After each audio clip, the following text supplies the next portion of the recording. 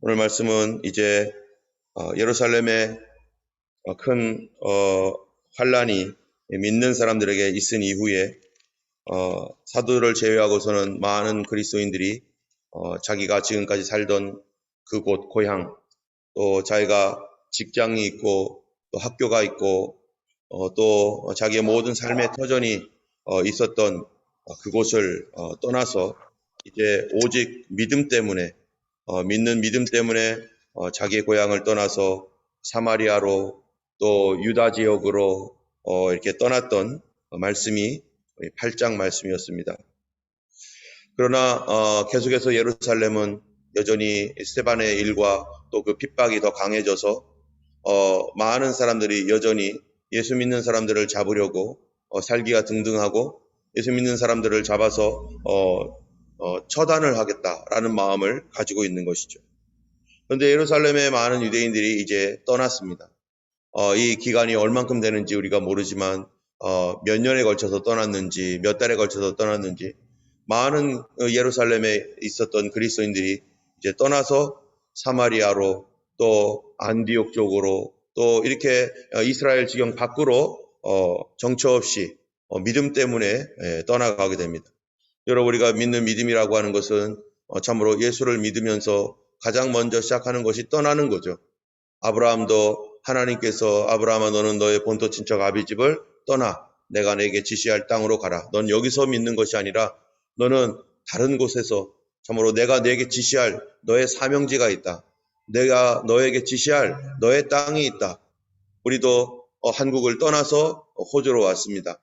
우리 하나님께서 이곳에서 참으로 하나님을 섬기며 나의 사명을 다하도록 교회를 세우고 또 내가 있는 그곳에서 참으로 내가 만날 사람들이 있고 이곳에서 복음이 전파되어져야 되기 때문에 우리가 이곳 호주까지 와서 이 자리에서 교회를 세우고 또 이곳에서 우리가 허스빌에서 전도할 줄을 누가 알았겠어요. 우리가 이곳 허스빌에서 또 캠벨타운까지 전도하러 나갈 줄을 누가 알고 이곳에서 네팔 사람들을 만날 줄을 누가 알았겠어요. 하나님의 계획과 뜻이 있어서 우리를 참으로 저 한국에서 떠나서 이곳으로 오게 하셨던 하나님.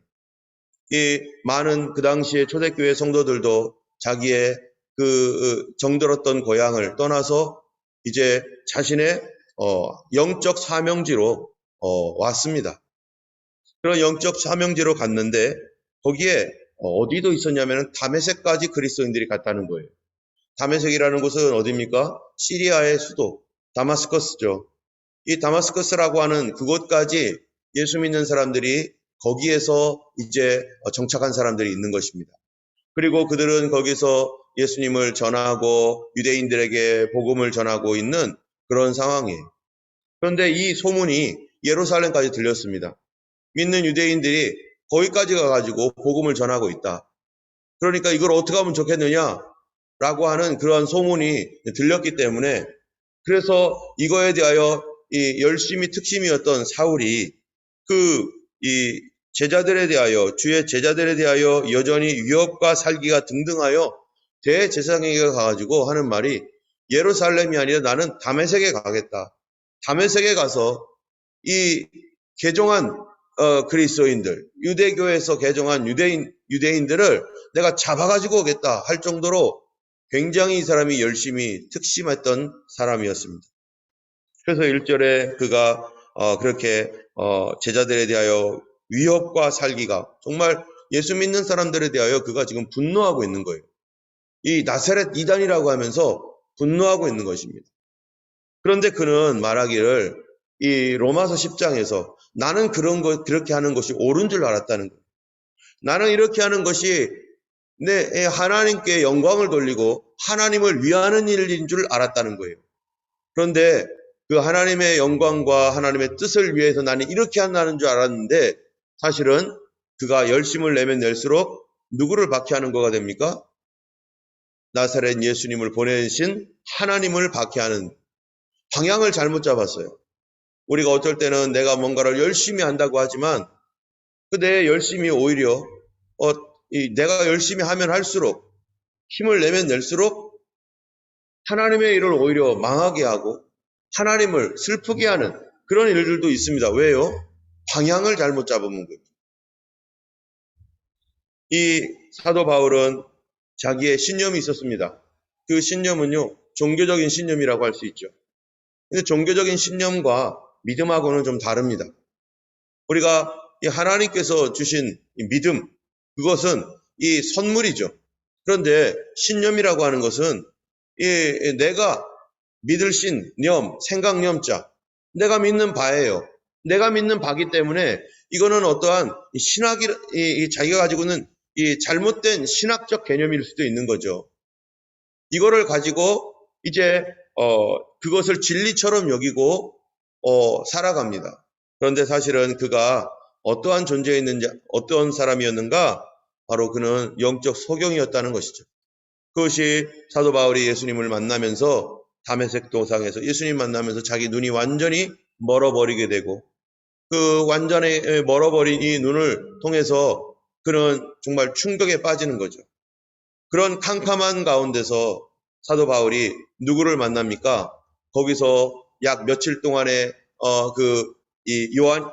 누구죠? 이 유다라는 사람 집에 있으면서 그 캄캄함 속에서 그가 내적으로 변화가 일어납니다. 여러분, 사람이 변화가 되는 때가 언제입니까? 기쁘고 즐겁고 모든 일이 잘 될 때 변화가 되지 않습니다. 오히려 어려움과 환난과 고통 싸우게 있을 때 하나님을 향하여 눈을 들게 되고 나 자신을 다시 바라보게 되고 무엇이 잘못되었는가 알게 되고 지금까지 내가 이렇게 하면은 올바른 일인 줄 알았고 내가 이렇게 사는 것이 바른 것인 줄 알았는데 캄캄함이 임하고 보니까 아하, 이게 뭐가 문제가 있구나. 내가 살고 있는 이 삶이 뭐가 심각한 문제가 있었구나를 그제서야 깨닫는 거예요. 그 전에는 모릅니다. 내 눈이 가려져서 내가 영적 소경이 되었음에도 불구하고 나의 삶에 어떤 문제가 일어나지 않고 그냥 그대로 어제와 같이 오늘도 그렇게 행복하게 해피하게 가면은요, 문제의식 없이 가면은 내가 어디로 가고 있는지를 모르는 거예요. 그런 사람들이 많죠. 정말로 죄를 범해도 전혀 양심의 가책이 없을 뿐만 아니라 전혀 내 삶에 문제가 일어나지 않아요. 내가 잘못을 범해도 하나님의 어떠한 개입도 없어요. 그러니까 이대로 살아도 되는 줄 알고 막 살죠. 그러면은 뭐가 없어지는 거예요? 나 자신을 돌아볼 기회가 없어요. 나 자신의 문제점을 알 수가 없어요. 왜냐하면은 잘 되고 있으니까. 잘 되고 있으니까. 이렇게 해도 되는 줄 아니까. 그러나 가다가 어떠한 문제가 일어납니다. 몸이 아프거나 가정에 어떠한 여러 가지 어려움이 생기거나 또 뭔가 있을 때 그때서야 우리는 내가 혹시 잘못 가고 있는 거 아닌가? 내가 뭐가 문제가 있는 거 아닌가? 왜 이렇게 어둡지? 왜 이렇게 캄캄하지? 왜 이렇게 기도가 안 되지? 왜 내 삶이 이렇게 되고 있지? 이런 거를 통해서 우리 자신이 누구를 만날 기회예요? 예수님을 만나고 그리고 그 기회에 내 내면이 변화되어서 하나님의 사람으로 준비되어지고 하나님께서 쓰실 수 있는 귀한 그릇이 되어져가는 그런 것으로 변화된다는 것입니다. 사울은요, 자기는 그렇게 해도 되는 줄 알고 예루살렘으로 내가 잡아오겠다. 남녀를 불문하고 결박하여 잡아오겠다 해가지고요. 그가 결심하고서 다메섹으로 가는 도중이었죠. 그러다가 갑작스럽게 어떻게 됐습니까? 주님의 빛을 만납니다. 사울은 거기서 가다가 말에서 떨어지고 그 다음부터 캄캄했어요. 이 사울이 이러한 일들을 당함으로 그가 예수 그리스도를 믿는 제자가 되어버리고 그가 나중에 사도가 되어서 하나님의 복음을 세계 끝까지 전하는 그런 귀한 사람이 되는데 그런데 이렇게 그가 변화되었던 원인은 사도 바울이 스스로 바뀐 게 아니라 바로 예수님께서 사도 바울에게 간섭했기 때문에 그렇습니다. 만약에 사도 바울에게 그날이 없었다면 사도 바울은 평생 예수님 박해하는 사람으로 살았을 거고 그는 유대 사회에서 나름대로 잘 나가는 검찰이 되어가지고 종교 검찰이 되어서 이 사람들을 잡아가며 예수님을 핍박하는 사람으로 평생 살았을 거예요. 평생 그렇게 살았을 겁니다. 문제없이. 그런데 이 핍박했던 사람, 분노하며 예수 믿는 사람들에 분노하고 하나님의 교회에 대하여 분노하고 예수 믿는 사람들 그 자체에 대하여 분노를 일으켰던 그 사람, 스데반 집사님이 순교할 때 그 옆에 책임자로 있었던 이 사도 바울. 근데 예수님은 어떤 예수님입니까? 핍박하는 자를 찾아오신 예수님이. 예수님을 핍박했던 그 사람을 예수님이 찾아오셨어요. 만약에 예수님이 먼저 찾아오지 않았다면 사도 바울은 이름도 없이 평생 그 당시에 잠깐 살다가 사라질 그런 사람, 예수님을 핍박했던 하나님의 교회를 괴롭혔던 그런 사람으로 살 수밖에 없는 운명이었었는데 예수님을 만나면서 그 인생이 변화된 것입니다. 여러분, 우리도 평생 예수님 못 만나고 살 뻔했어요. 비록 우리가 사도 바울처럼 어렸을 때부터 하나님에 대하여 듣고 배워도요, 그가 그런다고 해서 신앙의 가정에서 자랐다고 해서 그가 정말로 좋은 믿음의 사람이 될 수 있는가? 그렇지 않은 사람도 얼마든지 있습니다. 그렇지 않은 사람들이 너무나 많습니다. 부모님 뱃속에서부터 교회를 다녔어도 삐뚤어져 가지고 예수님 없이 살아가는 사람 얼마나 많습니까? 그런데 그렇게 해도 예수님 없이 살아가는 사람이 많은데 이 예수님 없는 세계 속에서 예수님이 누군지도 모르는 삶 속에서 살다가 예수님을 만났다는 것은 얼마나 놀라운 일이에요. 우리가 이 새벽에 나와서 기도하고 누가 상상했겠어요? 내가 예수를 만나서 새벽 기도에 나와서 기도하고 복음을 전하고 호주까지 와서 정말로 호주에 그냥 살으려고 왔는데 여기서 예수님 만나서 사명을 발견하게 되고 누가 알았겠습니까? 하나님은 어떤 하나님이신가? 우리를 먼저 찾아오시는 하나님입니다. 아브라함도 우상 숭배하면서 하나님 없이 살았던 아브라함. 하나님께서 먼저 찾아오셨는데 그가 언제 찾아왔느냐? 잘 나갈 때 찾아왔죠. 그러나 한 가지 부족한 게 있었죠. 그것은 자녀가 없었다는 것입니다. 그것을 통해서 아브라함이 하나님 믿기 시작했어요. 이 사도 바울 잘 나갈 때 예수님 찾아왔습니다. 굉장히 잘 나갈 때 찾아왔어요.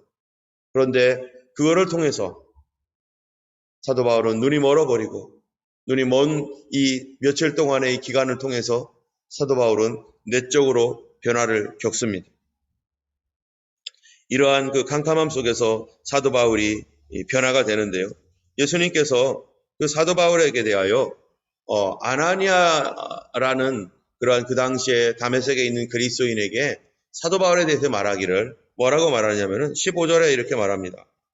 가라사대 이 사람은 내 이름을 이방인과 임금들과 이스라엘 자손에게 전하기 위하여 택한 나의 그릇이라. 사도 바울은 누구냐? 내가 택한 나의 그릇이다. 사도 바울이 언제 택했습니까? 언제 택해졌을까요? 갈라디아서에 보면은 내가 태중에 있을 때, 내 부모님의 어머니의 모태에 있을 때부터 나를 알았고 그가 나를 택정했고 그래서 내가 하나님을 모르고 예수님을 몰랐던 시대에, 예수님 오히려 박해했던 시대에도 나는 하나님의 택한 그릇이었다는 거예요. 하나님 나를 태중에서부터, 모태중에서부터 이미 택하셨다는 것입니다.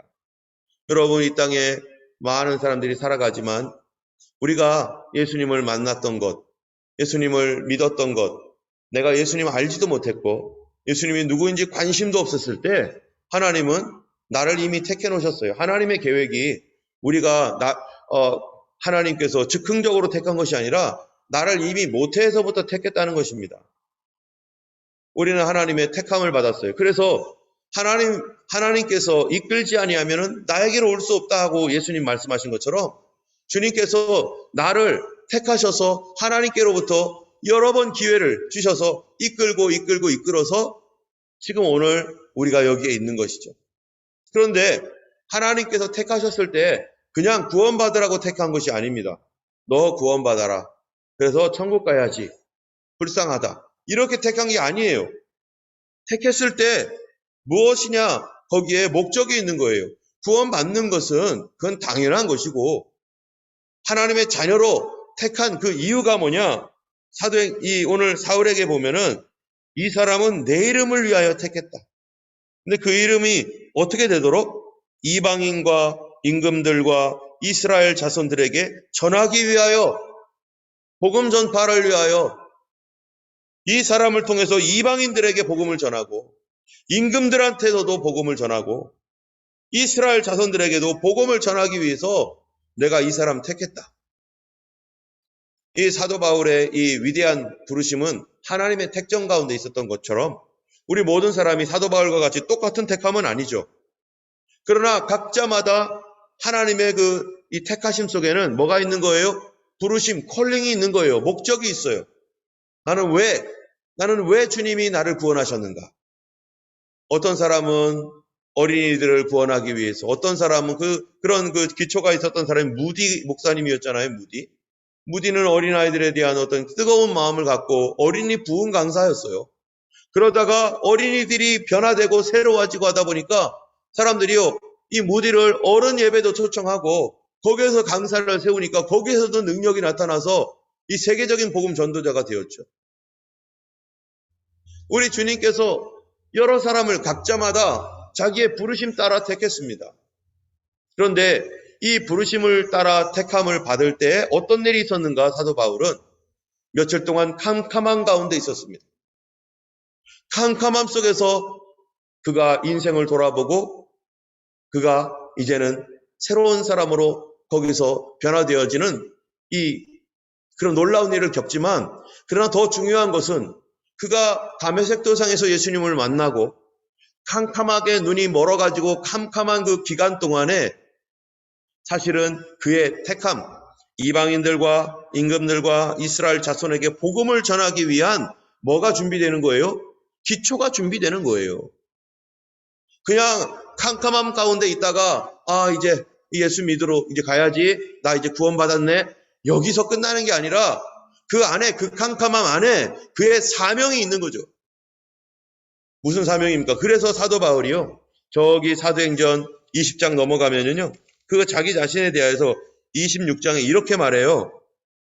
뭐라고 하냐면 16절, 17절, 18절에 보면은 이렇게 말합니다. 이 캄캄함 가운데 경험을 했기 때문에, 자기의 이 어두움이 언제까지 임할지 자기가 모르는 상태에서 그가 그 두려운 어두움을 경험했기 때문에 이렇게 말해요. 15절에 보니까 내가 대답하되 주님 누구십니까? 주께서 이르시되 나는 네가 박해하는 예수라.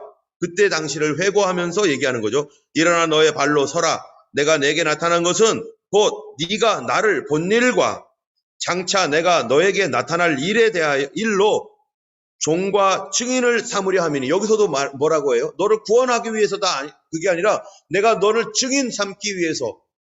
이 깜깜함이 있는 거예요.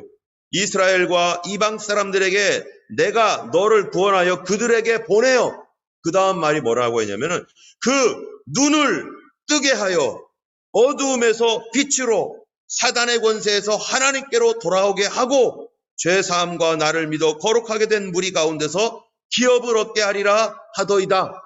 여기 이렇게 다 얘기하셨어요, 주님께서. 뭐라고요? 그 눈을 뜨게 하여 어두움에서 빛으로. 사도 바울이 캄캄함을 경험해봤기 때문에 영적 소경이 뭔지를 아니까 그 임금들과 이스라엘과 이방 사람들 가운데 있는 영적인 소경, 어두움을 뭔지 알기 때문에 그가 이미 경험해봤어요. 그러니까 그 안타까운 마음으로 그들이 깜깜하구나, 그들이 어둡구나, 그러니까 그들을 이 죄 사함을 받아서 하나님께로, 그리스도께로 돌아오게 하는 일에 자기가 직접 체험을 한 거예요. 그 며칠간의 캄캄함 속에서. 여러분, 우리가 겪는 어떤 캄캄함, 어려움들, 그 안에 우리를 하나님께서 분명히 어두움과 어려움을 통해서 우리의 내면에 어떤 변화를 겪게 할 겁니다. 이전에 있었던, 캄캄하지 않은 가운데 있었던 그 안에서는 전혀 알지 못했던, 전혀 생각하지도 못했던 그 내적인 변화가 내 안에 일어나는데, 그 변화가 일어나는 것은 구원의 변화이기도 하지만 어떤 변화예요? 사명의 변화예요. 나의 삶의 목적, 나의 삶의 이유, 이런 어려움을 당하는 사람들을 내가 돌봐야 되는 거구나. 베드로 어떻게 했어요? 여러분, 베드로는 3번 예수님을 부인합니다. 그러면 베드로가 예수님을 3번 부인하는 그 캄캄한 어두움 속에서 예수님을 3번 부인했다면, 앞으로 베드로가 복음을 전하기 위해서 나갔었을 때 베드로는 어떤 태도를 가지겠어요? 어떤 사람이 예수님을 믿다가 부인한 사람도 있을 거 아니겠어요? 넘어진 사람이 있을 거 아니겠어요?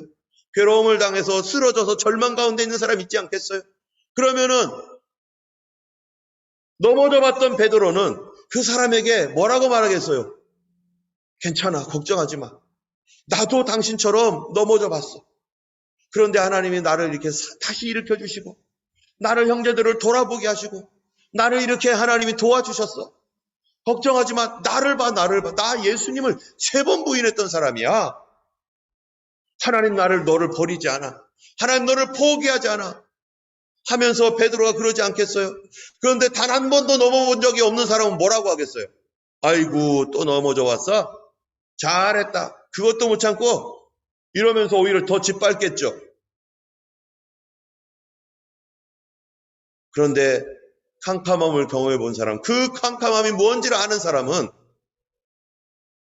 거기 안에 뭐가 있어요? 내 사명이 있는 겁니다. 내 사명이 있어요. 우리 하나님은 우리를 캄캄함 속에서 사명자로 세우시고 나의 부르심을 거기서 발견하게 하셔서 내가 이전에는 전혀 생각하지 못했던 하나님의 뜻을 쫓아서 걸어갈 수 있도록 우리를 바꿔주시는 하나님이십니다.